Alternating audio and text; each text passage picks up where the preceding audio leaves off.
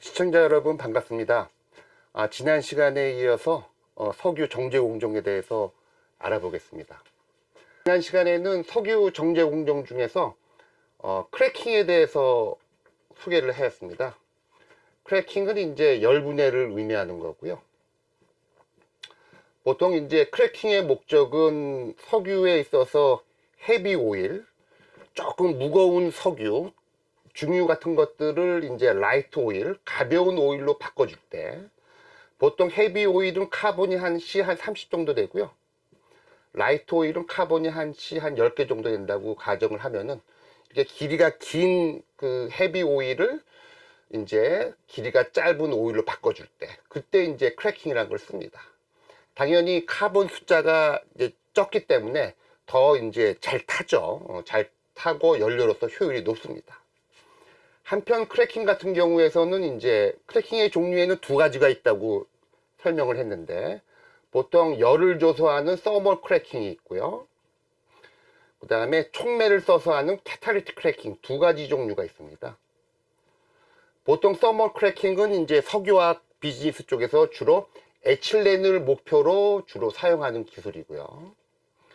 이제 캐탈리틱 크래킹은 이제 석유화학 쪽에서 이제 프로필렌을 목표로 사용하는 기술입니다. 이 크래킹과 더불어서 석유화학 그 공정에서 중요한 거가 바로 리포밍 기술입니다. 보통 이제 영어로는 이제 리포밍이라고 얘기하고요.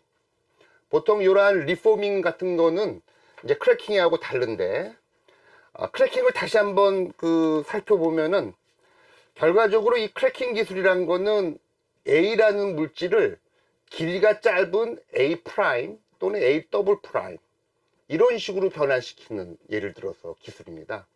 결과적으로 A가 A로부터 좀 다른 A로 바뀌지만 어떻게 보면은 A의 특성을 같이 갖고 있는 거, 이런 상태가 이제 크래킹 기술인데, 이 리포밍이라는 거는 어떻게 보면 A를 B로 또는 C로 바뀌는, 즉 전혀 다른 구조의 물질로 바꾸는, 어떻게 보면 이제 변환 기술입니다.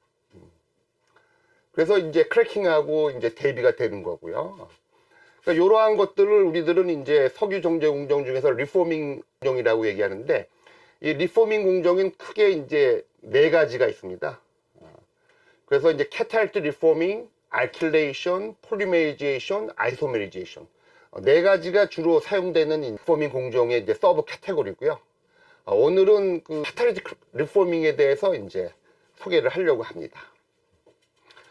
캐탈리틱 리포밍은 이제 여기 어휘에도 있는 것처럼 촉매를 쓰는 이제 변환 기술입니다.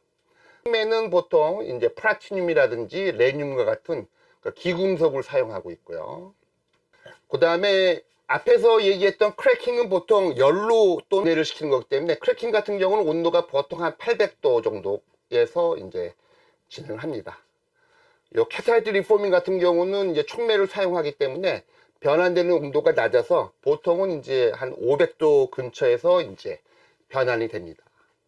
그래서 이런 분위기에서 이제 변환을 하는데, 주로 변환하는 예를 들어서 원료들은 알칸, 주로 알칸 같은 경우에는 이제 스트레이트 체인을 갖고 있는 노말 알칸을 주로 원료로 사용하고 있고요.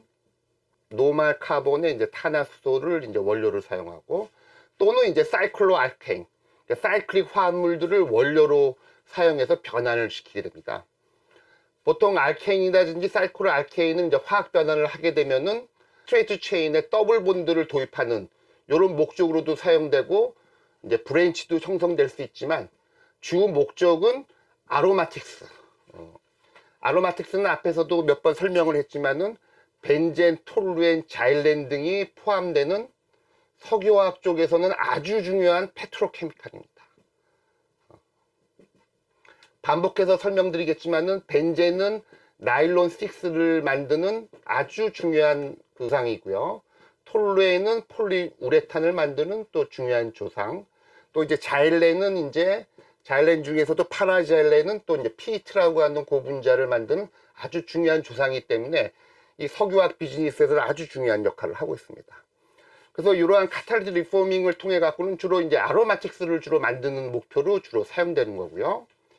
한편 석유의 그 용도에서 보면 우리가 연료가 있는데요.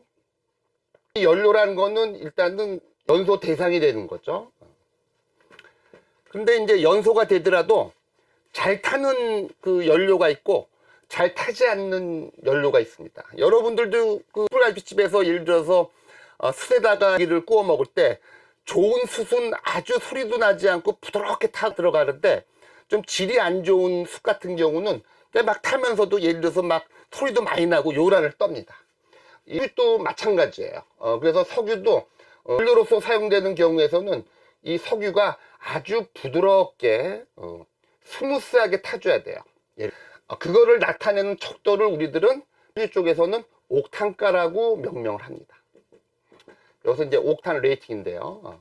여기서 옥탄이라는 거는 이제 카본 8개를 갖고 있는 이제 브랜치드 옥탄을 얘기하는데, 이 브랜치드 옥탄이 그 석유 성분 중에서 가장 부드럽게 잘 탑니다. 그래서 이제 이 옥탄을 중심으로 해갖고 옥탄가가 높으면은 이제 고급 휘발유, 옥탄가가 낮으면은 저급 휘발유로 이제 분류가 됩니다.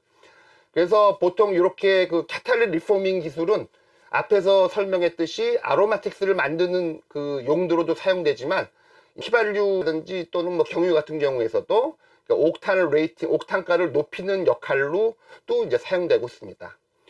이 옥탄가라는 거를 높이기 위해서는 보통 이제 화학적으로는 카본 물질의 구조에다가 브랜치를 도입을 한다든지 또는 더블 본드를 도입한다든지 사이클릭 구조를 많이 향상을 시킨다든지 또는 아로마틱스가 포함되면은 보통 옥탄가가 높아지고 더 좋은 휘발유로 변신이 되는 겁니다. 그래서 이제 캐탈리틱 리폼이라는 거는 주로 아로마틱스와 옥탄가 향상, 이 목표로 주로 사용되는 기술입니다. 요 캐탈리틱 리포밍을 설명하기 위해서 여러분들께 한 예시를 이제 들겠습니다. 탄이라는 거는 카본이 7개인 스트레이트 체인입니다. 그래서 카본이 하나, 둘, 셋, 넷, 다섯, 여섯, 일곱. 요거를 이제 플라티늄 촉매와 그 다음에 한 500도씨의 열을 가하게 되면은 요 화합물들 중에서 디하이드로게네이션, 수소가 빠져나옵니다. 수소가 빠져나오면서 이 화합물들이 이제 사이클릭 구조로 갈라 그러고 또 최종적으로 요 사이클릭 구조에서도 수소가 빠져나갔고 최종적으로 톨루엔이라고 하는 제품이 생깁니다. 그러니까 요거 같은 경우는 이제 요거는 이제 그 헵탄이죠. 헵탄이 이제 스트레이트 체인이고 요거는 이제 아로마틱 화합물로 바뀌는 거죠.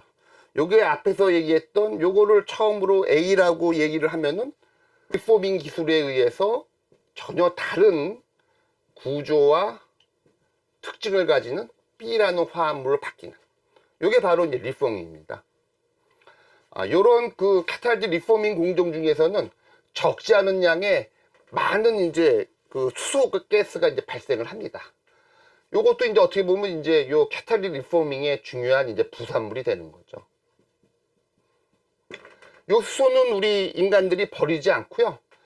공기 중에는 또 많은 양의 질소가 있지 않습니까?